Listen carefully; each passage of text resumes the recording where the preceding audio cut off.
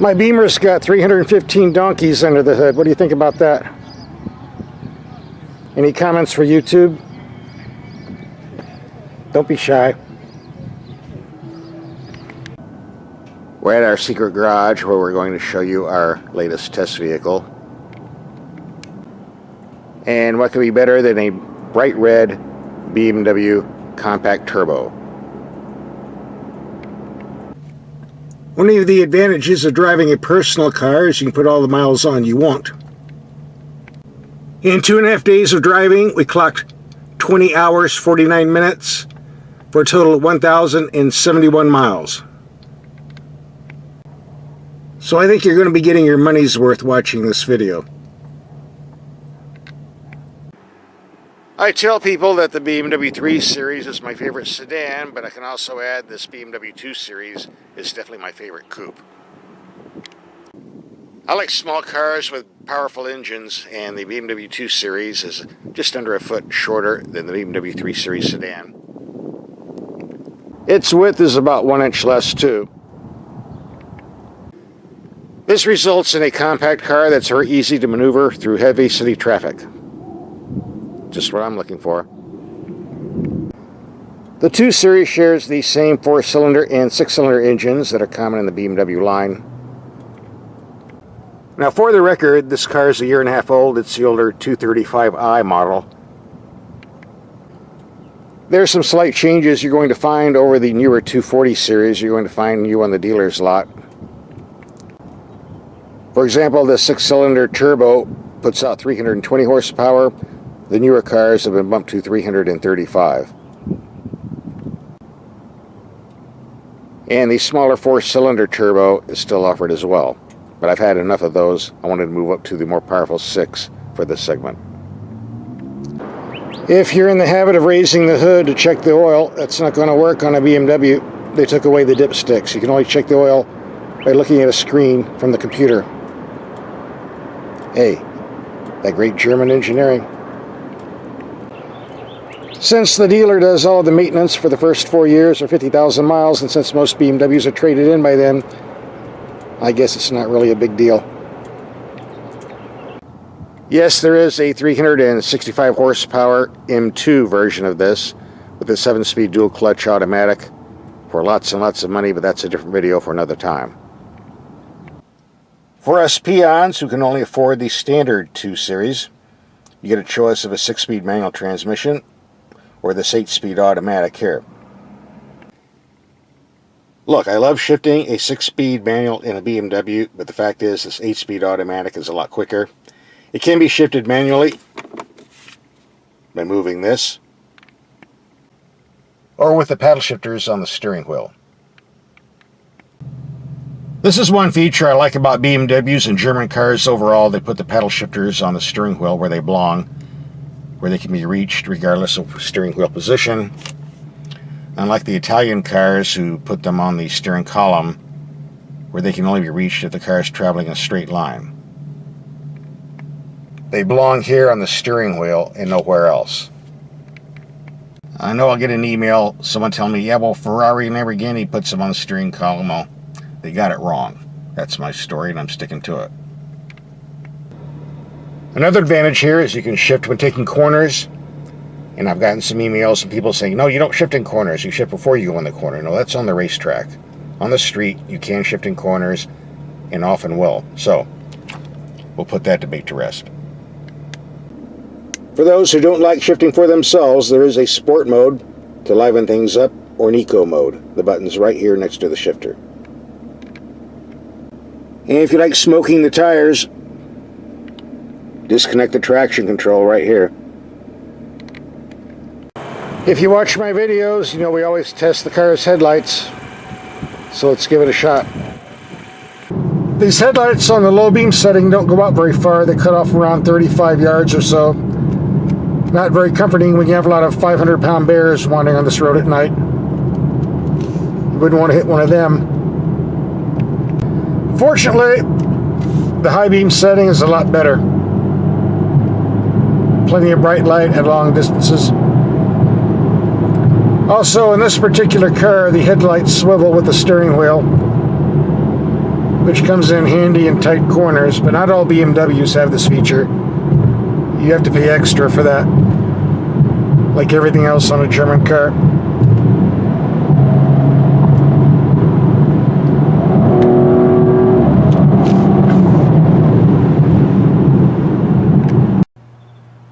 I can't believe this. I just drove 20 miles up to 8,000 feet to get something to eat and they're closed. My luck. Well, back to the Beamer. This is why you need the brights on. Because you don't want to hit Bambi, which I would have about 30 seconds earlier when they were standing out on the road. Dinner. Where's my shotgun?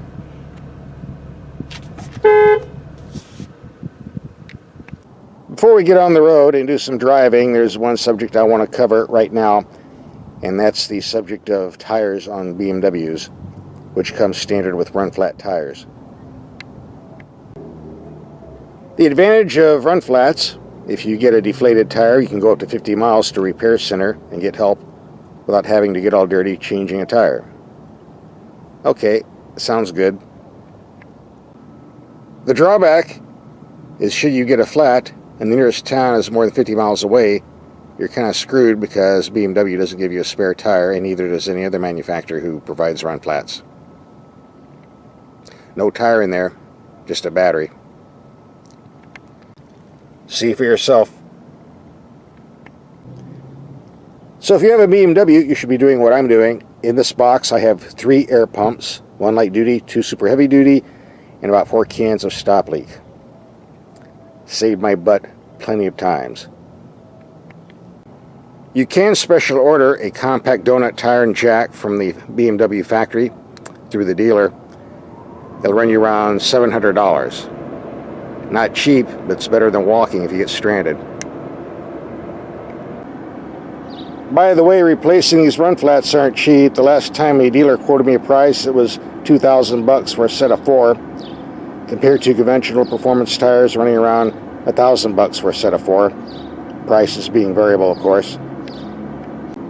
That's why a lot of people are wising up and replacing these run flats with standard performance tires when the run flats wear out.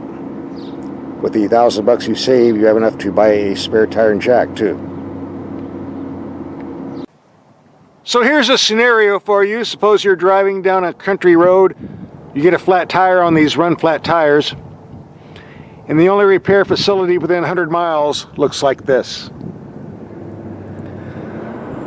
Which is once again why I tell you, if you're traveling on the road, regardless of the tires or the vehicle, if you can fit a spare tire and jack in the trunk, get one and carry one.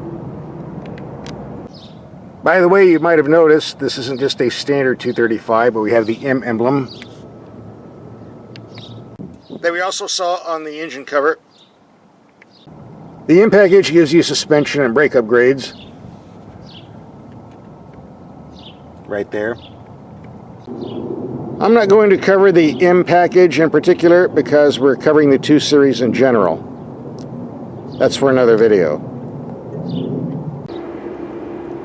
I will say this, if you want the M emblem on your BMW, your $33,000 car is going to jump up in the $50,000 bracket very, very quick. Getting to the cabin, the BMW 2 Series does have a set of rear seats. I'm sure the passengers will be comfortable as long as they don't have legs, because I don't see where they're going to put them. Monkeys and poodles are groceries only. Your audio navigation and menu section is controlled by this knob and buttons, like so.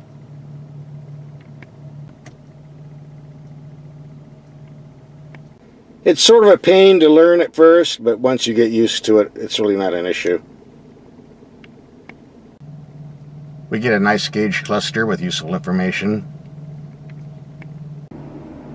The climate control system is fairly easy to use. That's the positive comment. On the negative, we have this silly button up here that alternates between cold and hot, and I've read all the owner's manuals, and the BMW owner's book can't tell me what function this serves. It's just another unnecessary little dial that needs to go away. I was going on a long trip and I was looking for a hook to hang my clothes, and all you get is this weird little thing that won't hold any hangers I've ever seen. Maybe they do it differently in Europe. This doesn't work. The medium-sized glove box is big enough, it will do. Here's what you get underneath the console. Here's the emergency brake location. Should we call it the traditional location? I like it there myself. A lot of people don't. Okay, enough show and tell. It's time to do some open road driving to evaluate the performance and fuel economy. We're starting that right now. If you're driving a BMW, the first thing you have to do is make sure the tire pressures are 100% factory correct. For example, this car had 32 pounds in all four tires, and the handling wasn't very good at all. I reset the factory specs to 32 in front, 30 in rear, and now the high-speed stability and handling is absolutely perfect. It makes a big difference. If you're driving a Beamer, check the tire pressures. That's the first thing you should be doing. It's also a matter of safety with any vehicle anyway. I rented a BMW 2 months ago. Couldn't understand why I was riding so rough. Checked the tire pressures. They were from 60 to 100 pounds. I'm not making that up. Tires could have exploded and caused a bad accident. So you should check your tire pressures with any vehicle anyway. But more so with the BMW if you want the maximum performance. The wind noise you're hearing on this video is over-exaggerated because of an overly sensitive microphone on this camera. In reality, the wind noise is rather low, and the car is reasonably quiet at cruising speeds. Just a note on this inline-six turbo, I've driven this engine 8-speed automatic transmission setup on various vehicles over the years. The 0 to 60 time has always been pretty much the same, 4.7 to 4.9 seconds depending on the weather. This one was 4.7 to 4.8 seconds for those interested. Quick enough for me. By comparison, this Dodge Challenger SRT with 485 horsepower that I tested last year did 0 to 60 in 4.7 seconds. So this BMW's in some quick company here. If you're going to use the power like a V8, you're going to get the fuel consumption like a V8. The past 150 miles, 21.6 mpg, but we were driving for fun, not fuel economy. Next, we'll get on the freeway, do some simple 75 mile per hour cruising, and see if we can do better, as I'm sure we will. The suspension design on the BMW 1, 2, 3, and 4 series is excellent, a very good balance between comfort and ride. So you might be asking yourself, then why do we have all this road noise coming up inside the vehicle at the moment? You can blame that on these run-flat tires. They have very stiff sidewalls, they allow a lot of noise and other irregularities to get in the cabin when you're driving on rough pavement like this. Which is why a lot of BMW owners are switching to the conventional non-run flats. And if you get a flat on those conventional tires, you don't have to worry because you took our advice and bought a spare tire and jack, right? Here's our second highway fuel economy test on a more level surface. 120 miles, 29.9, that's more like it. When we're driving on this road, you know we can't keep on going unless we stop and say hello to my pal, Freddy the Frog. A big one. But someone sent me a nasty email and said, "This isn't a frog, you idiot, it's a toad." So maybe we should change the name to Terry the Toad. Unless you're a Democrat, how about Trump the Toad? No, I'm not going there. This is one of the most dangerous roads in the state, Route 66. tight corners, no guardrails. You screw up, you're dead. But we don't have to worry about that in this Beamer. Being on roads like this is what driving a BMW is all about.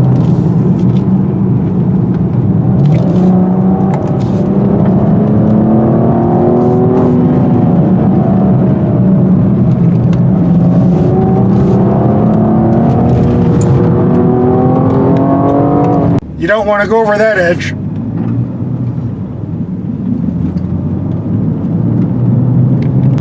The braking system on this M Series car is great. Been going down this road 13 miles full speed, and the brakes aren't even getting hot. Well worth the extra money. Welcome to the town of Oatman.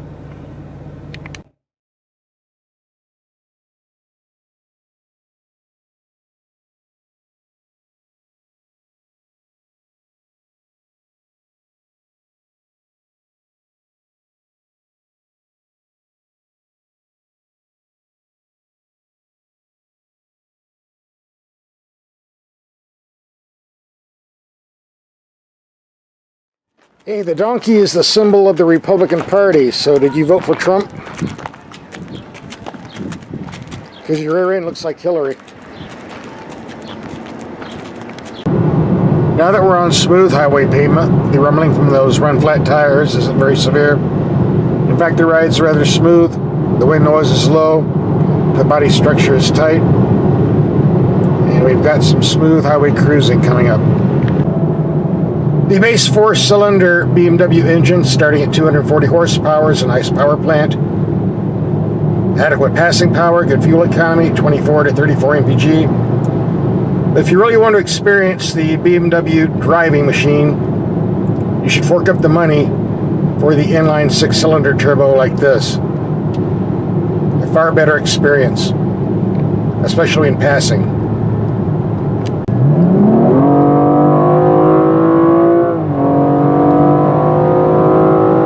Love that sound.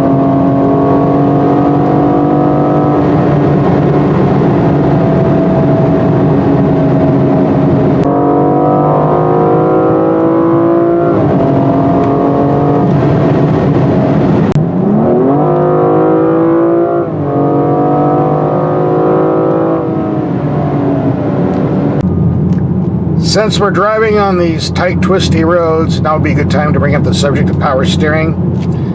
The unit on this particular car is excellent. It's quick, responsive, has excellent feel and feedback. No complaints at all.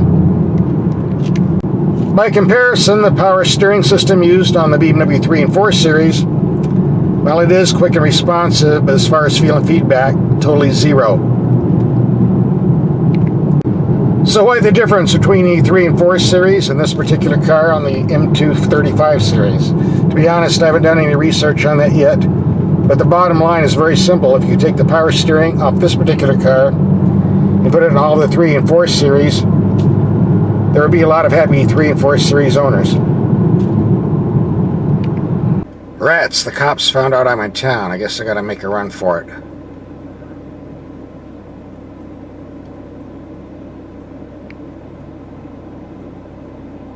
Just kidding. Time to make a fuel stop. Let's see what the fuel economy turned out to be. We just completed a highway test of 125 miles, climbing elevation of 1,000 feet, 77 miles per hour, 28.5 mpg. Here's my take on the BMW 2 series. If you want a compact Beamer and don't want to go the 4-door route on the BMW 3 series, this one's definitely worth a look. Its smaller size allows you to maneuver in heavy traffic, but under the hood you still have the same powerful engines you get in the BMW 3 and 4 series.